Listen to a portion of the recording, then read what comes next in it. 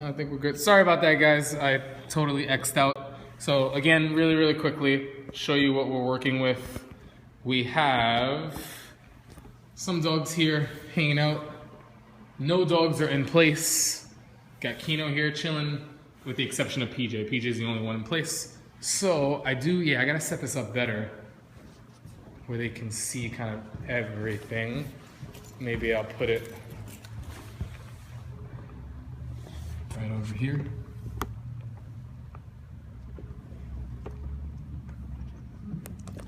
I really can't. I might actually, let me see. I wish there was a wide angle on this. You know what? We'll just show this angle here.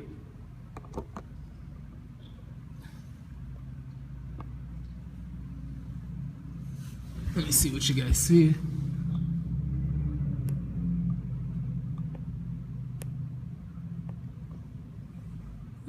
We'll show a little bit of that. So all that we're doing is working on a Halti.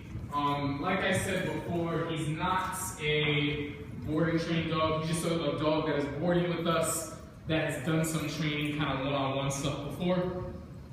So the reason we're using the Halti, it works very similar to how a prong collar works, or anything with pressure release. Where I'll put this on YouTube. I've done a Periscope on this. It actually does offer pressure release. There is a very big difference in the Halti versus a gentle leader. So all that we're doing is, he is on a remote collar. We're just working on kind of very soft tapping turns. You have to be much more gentle on this, just to make sure you're not hurting your neck. You're not really correcting with the Halti. You're pretty much exclusively just using negative reinforcement, which is just the removal of pressure to acknowledge what you like. And then we're layering over softer pressure, because his experience with the prong collar, he's been kind of chewed up on the prong collar. It's been a little too rough because he's a rough dog, and it just wasn't originally introduced really the right way.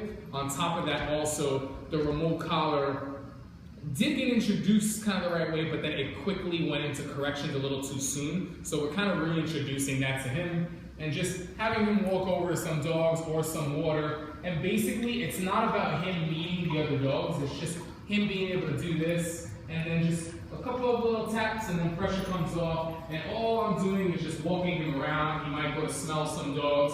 He may not. But every time I turn directions, and I know this is really hard for you guys to see, I'm gonna try and forget about the dogs in the footage and just kind of turn this over, and then I'll do a really quick Q&A as I do have to head out. Well, all I'm doing here is I'm letting this kind of happen, and then just tapping him out of that a little bit. And then letting him kind of come over here or something, and then just right here, very softly calling him out of that. And we are using remote collar pressure and very soft leash pressure. What's really important, the mistake that I see a lot of people making, is when they're turning, and this is on everything, when they're turning a dog, if my leash pressure is going this way, I want the dog to turn that way. If my leash pressure is going this way, I want the dog to turn that way. That's really important. More often than not, when you have a dog that's really hard on prong pressure, on any type of pressure, and they get fixated on something, I see this all the time. I see a leash go this way, and the dog is fixated, and when he does turn around, he turns this way against pressure. That doesn't aid you or help you in any way, even if he happened to make the right choice on his own. So that's something that I think all owners should be super mindful of. I'm gonna try to even this out a little bit. It looks kind of crooked. At this point with him, he's been with us for a while. He's been walking with us. He's been doing like different things. We haven't been documenting him just because he's not board and trained case. But at the same time, little things right there, letting him smell and calling him out of that, letting him see a little bit of play right here, calling him out of that. The cool thing about this is that you can really manipulate the head and show him what to do when he feels the pressure, provided that you're really turning him in the direction that you want him to be. He goes off place, right? Yeah, so you can guide him a little bit, letting him see this right here before he gets into that, turning him away, just walking him through.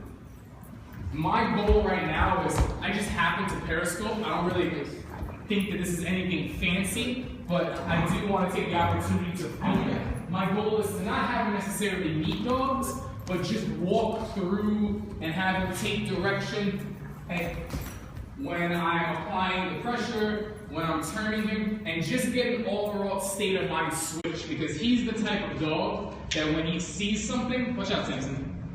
When he sees something, he goes from this to this, and nothing else matters, and that's really what I want to change with him.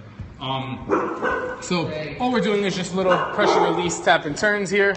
I'm gonna go ahead and move this over. What's up, Jen?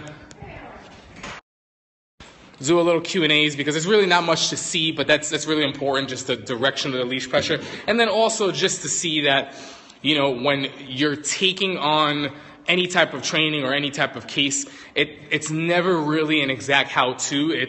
You have to work with what the dog is telling you and what the dog needs. In this case, a prong collar is not really ideal for this dog, so we're using a Halti, which most people don't think you would put that on an aggressive dog. Here, that's what we're doing.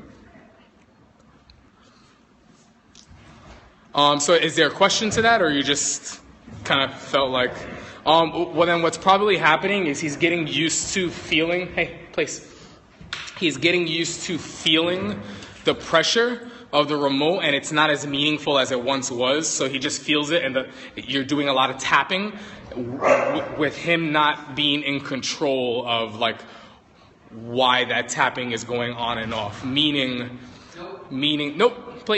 that you might tap for a certain reason and it's not paired with the leash, and there's not necessarily a behavior switch in him. So because there's no like behavior switch, he's just used to feeling it and it goes away, feeling it and it goes away. So I would really try to go back to making sure when you're using leash pressure, you might even use a little bit more content to show him that it's shutting off for a specific reason if you're not necessarily getting what it is that you want. And if you're only using it for correction when it's not ideal, I would look to switch that and try to use it a little more universally, so it's not just when you need it, you know what I mean? Because then you start getting the head turn even on low levels. The dog might not really understand it. A lot of times when we get dogs that might be kind of head turning, what's up? We also pair more leash, because the leash, I'll show you what we have going on here. These guys are playing while I have him. You see how his head, he's really trying to focus here. So you can see these guys here. Good, right there. So that's really important. Shoot, can you send that again really quickly?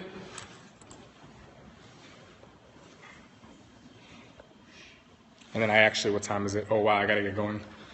I'll take one more question, then I gotta boogie, guys. Hey, stop. Angie, you don't gotta take them all. All right. Yeah, use the leash. Get your dog very, very easy on leash pressure. Be clearer on the leash. Be mindful of the direction that your leash pressure is going in. I'll get the door. You need to have a leash that goes ahead of the dog, that guides the head, rather than